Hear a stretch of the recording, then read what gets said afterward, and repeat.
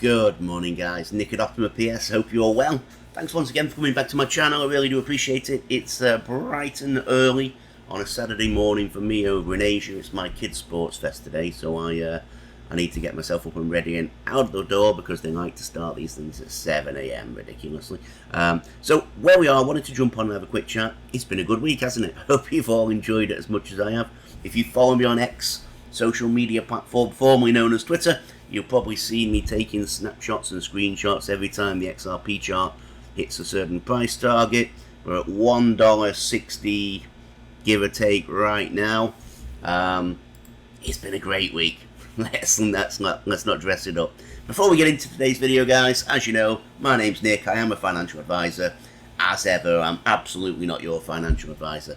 I don't know you, you don't know me. We couldn't possibly begin to have a financial advisory relationship. I couldn't give you anything but bad financial advice. So anything I say in this video is absolutely to be taken as nothing more than just me, a guy, expressing an opinion on the internet in the hope that it brings you some value. So where are we today? If we take a look at the world, well, first let's go back to my 3 XRP globe. Just because look at it go, look how many transactions are going through. If you remember my videos, I always use this screen, and it's not normally this busy. It's going wild, and this is really the middle of the night for some parts of the world. It's early morning for others. The US is just going to sleep. Asia's just waking up. Europe perhaps is driving a little bit of this right now, but it's too fast. If you want, pause the video, take a view of what's going on around the world. But this is interesting. Jumping through, so looking at the cryptocurrency prices today, it's all good news, isn't it, across the board? Can you see much red? Not really. Stable coins. Let's take a look at where we are. Bitcoin not quite hit that 100,000 yet, has it? I was watching it yesterday. It hit 99.5, give or take, maybe even a little bit higher. It's coming. Bitcoin looks poised to hit that 100,000 today, according to better chart analysts than me. And I tend to believe these guys more than I would believe my own work. I know how to read the charts, and I've been doing it for years, but I'm not a master at it, and there are some people far, far better than me. And they all seem to agree Bitcoin's going to go at some point very, very soon. Ethereum, 3348 almost, let's say, 7.89% in the last week. Things have slowed off a little bit across the market, with the exception of 1 or 2 coins. So Solana's 257, still up 17-18% in the week. BNB, so I actually saw earlier that we'd flipped BNB. We're at that point, look on the XRP chart. 91 billion compared with 91.9. $1.60. It doesn't take much for that to flip upwards ever so slightly. I think it's BNB's risen a bit more. XRP's dropped a little. I expect we'll flip BNB very, very soon, and BNB doesn't really count anyway. But going through, Dogecoin's actually down 1% in the last hour, which is unusual, but I don't expect it to last. Doge is now fallen behind XRP. Remember when all the Doge boys were going crazy because it overtook XRP for about a day. Cardano seeing a nice little flourish for the first time in a while. And then we go through. I'll scroll through here. You can slow the video down again, but it's green. It's a sea of green. It's a good time to be alive in the world of crypto. What do I want to talk about today? Well, really, just about we should all savor this and enjoy it, right? We've deserved this. It's been a long time coming. It's been a long time of us having unwavering faith, or on my part, unwavering faith. I hope yours was unwavering, but I don't blame you. For a certain piece of time it wasn't unwavering, and it was very much wavering. I think a lot of people had that. My little brother's back in profits again. He's a happy, smiling little brother again now. Again, he bought at the wrong time at the top of 21. He's had to wait this long for it to come back. We're in a nice position, or not quite at the top of 21, but almost. We're in a nice position. Everything's going well.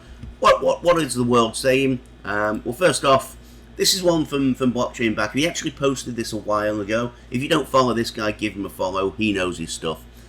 This was back in May when he originally posted it, and then it's just recently popped back up on, I don't know, this morning, last night, I guess, my time last night, this morning, US time. What he's pointing out here is the XRP against the crypto market cap. And why this is important is because what he basically says, this is back in May, but what I'm going to hopium, sentiment is rough, which it was back in May. Right, well, It makes sense. The rest of the market has never been more overvalued versus the XRP price throughout all of history except once. Now, I won't jump into that whole thread. Instead, I'll just show you what we're looking at. He's basically come up with this was the highest we've been in the market sentiment point, and he's basically saying the closer we get to this line, yeah, it's like an inverse chart. The higher the or the more overvalued the rest of the market is, so the more undervalued XRP is. And if you take a look, what he's suggesting is when we hit this line, we're going to bounce. And whether you see this falling here, that's the XRP's, the sentiment against, or the overvalue falling off. So what he's basically saying is when we hit this line, we're going to see the price of XRP boom again, which is basically what we've seen. Moving through, you've got credible crypto. This is a slightly different one. So he's talking about the RSI here. And again, this is where you need these very, very, very, very world-class chartists like Credible Crypto. Again, if you don't follow this guy, give him a follow. Not everyone likes his style. He's very brash and abrupt. I love it because he tells you the way it is. He calls a spade a spade. On the US dollar pairing, XRP monthly RSI is about to enter overbought territory for the first time in 3 years. This is bullish AF. Contrary to popular belief, the higher the RSI goes, the stronger momentum is and the more bullish a coin is, absent bear divs. And like every other form of TA, the higher the TF, this is on the more significant. This is on the more significant it is. Next target is $2, and after that we go for all-time high. All-time high, give or take $3.80. We'd all welcome $3.80, right? But again, what this chart also shows you, it does show you the overbought side of things. We're the first time ever moving into overbought territory. We're not nearly where we were back here. There's a long way to go on this yet, guys. There's a long, long way to go. Vandel, the Black Swan Capitalist. I'm sure you know the Black Swan Capitalist. If you don't watch that channel on here, get yourself subscribed to them. They're brilliant. Sometimes ever so slightly out there with their views. You know, in terms of conspiracy theories and things, they'll offer very, very good evidence to back it up. But if you like that kind of thing, these guys cross the conspiracy theories with some incredibly well-researched facts, and they tell you a different story than anyone in the mainstream media is going to tell you. What Vandel says, he says XRP will never go to 50 cents again. Will delete if wrong. I assume he means delete the account, not the post. But yeah, I mean, guys, give these guys a follow because they really do know what they're talking about. They get some top crypto people onto the channel as well. It's a great channel to watch. And again, it's nice to know that people have the same sentiment as me. I don't think we're ever going to see 50 cents again. I just don't. My average buy-in is below 50 cents. I now think I'm going to be in a position that many people were in who bought before that 2017-18 pump, where whatever happens with this coin, you can sit there confident enough that you're not going to dip below your average buy. What a wonderful position to be in. I'm now playing with the casino's money for the rest of my life. What a great time to be alive, guys. I hope you are too. I know many of you out there got in sooner than me. I know some of you out there bought higher than me. You picked an unfortunate time at some of the peak prices. But now we're starting to see that this coin's got some life in it again. I hope you guys, if you need the money, pull out, take the money. You know, if you've been sat there waiting for the last 3 years to fix that car, to get your kids in a better school, to pay for medical insurance, you know, if you've been struggling for a few years, enjoy some of the benefits of this pump. No two ways about it. But if you sat there and all it's been is, it's been infuriating, and I don't blame you. But if you've been sat there in negative territory and the despair was through a lack of belief, the belief should be back now, guys. You know, the belief should be back. This is a week. My internet's gone slow on me for some reason. But a week's chart looks very, very good, right? We've all seen what the chart's done in the last week or two. Enjoy it. Take a little bit of a profit if you need to. I wouldn't do it. That's definitely, nothing's financial advice, but that would be the worst financial advice because I think this thing's going way, way higher. But if you need the money, if you've been going short for a few years, take some. Cut out whatever reason caused that despair, then enjoy it with the rest. Going back to where we are, this was a thread that came through. Funnily enough, I tried to catch the $1.60 and I missed it. Ripple Me This pops up and says, here, use mine, because he managed to catch it. Look. We hit $1.60. We're a little bit over that now. Not much. I'm coming through. I put, thanks, bro. I hope you're enjoying this week as much as me.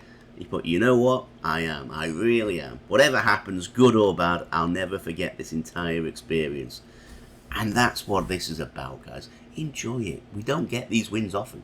If you look at crypto market cycles, it's normally 1 year of bull run followed by 3 years of bear. These are the times to enjoy. Soak it up and enjoy it. Final post, Nick Crypto Crusader. Again, if you don't follow Encash, the channel, then you need to subscribe to that on YouTube. One of the best channels for research and a little bit of morning hopium. He's always optimistic. I have my coffee and I enjoy this. There's lots of channels I enjoy. You know, I'm not one of those guys that sits there and well, I don't view them as competition. They're all way bigger than me and they make money off YouTube and I don't. I don't monetize it at all. I think technically I might be able to now, according to the analytics, but I get about $2.20 and I can't even be bothered to register it. So where we are, going back to Nick, we 100% have witnessed the flip of the switch event. What exactly was the event? It was the complete 180 that's happened since the election. With the news of Trump becoming president, it feels like the entire space has changed. The real flip of the switch event was the destruction of the anti-crypto agenda and the acceptance that this asset class has a massive amount of potential tied to it. Everything seems to have changed overnight for the entire crypto market. XRP is now trading over 140. Well, he posted this a few hours ago and it's now over 160. XLM is going parabolic. HBAR is surging in value. You can even throw ADA, XDC, Algo, and many others in there too. Did you notice something though? Most of these large gainers are utility projects. The same projects that have been laughed at and ridiculed for years. Something has changed. It's the fact that regulatory moves are beginning in large ways, and it feels like we are on the cusp of the US becoming a crypto hub. I will say one thing. I'm extremely happy to see all of you that had patience and stayed determined through all the noise winning. Here is to much larger moves and financial freedom. Guys, that sums up everything I wanted to say. We've been laughed at. We've been ridiculed. The crypto bros, the guys, the Bitcoin maxis, the Ethereum maxis, for years and years and years they've been telling us that utility has nothing. But we knew. We knew. Now, is this where I expect it to go? Not on your life. $1.60 is... by the end of this bull run, we will be talking about $1.60 like the dark days. Enjoy this week, it's been great, but we'll be talking about $1.60 like the dark days. You know me, I'm not this guy that makes, you know, huge, ridiculously optimistic forecasts for the market. I always have, and I still believe we've got $10 in this bull run. I think that's the point where you start looking at it and wondering, am I being greedy now, or do I take profits? I probably won't, to be perfectly honest. I might take some, but I probably won't take them on large with my entire portfolio.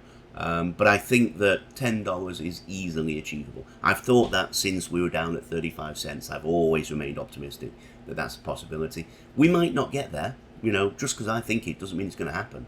We might hit $5. All-time high now should be, I think, between now and January the 1st, but all-time high should be easily achievable in this bull run, which is still almost 3 times bigger than we are today, or at least 2.5, 2 and a bit. I think we ought to be aiming for $5. And after $5, you decide yourself where you sit, what it does to your life. The likelihood is the market is going to crash at some point, like crypto markets have done since time began. You know, they don't just keep going up and up and up. There is a chance for the utility coins, if that utility switch is flipped, then we might see it change from the norm and create a new ongoing pattern. That's my fear. My fear is that I get out thinking I'll sit in, you know, a stable coin for 6 months, let the world crash around me, buy back in, and it might not. I think it will. I'm 99% sure it will. I just don't like running the risk of that 1% when I don't need the profits in the short term. So I'll decide for myself what's right for me. You guys decide for yourself what's right for you. I would start looking at the market as we approach all-time highs. For certain, there'll be pullbacks in this, like everything else, right? We're enjoying a bit of a relief rally now on the back of all the suppression over the last 4 years since the XRP Ripple lawsuit with the SEC. There will be pullbacks. There's pullbacks in everything. Last time, Bitcoin's run to the all-time high in a 40% pullback. Once definitely, almost twice. I think the other one was late 30s. Big, horrifying pullbacks if you're desperate for this money. So it's going to be a bumpy ride still. It's not all roses when a bull run comes in, but enjoy it.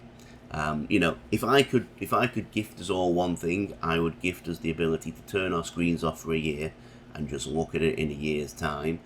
Not because I think everyone is a bad trader, but because I think the majority of people in a bull run will do better by closing their eyes and holding for a year than by trying to buy and sell the highs and lows.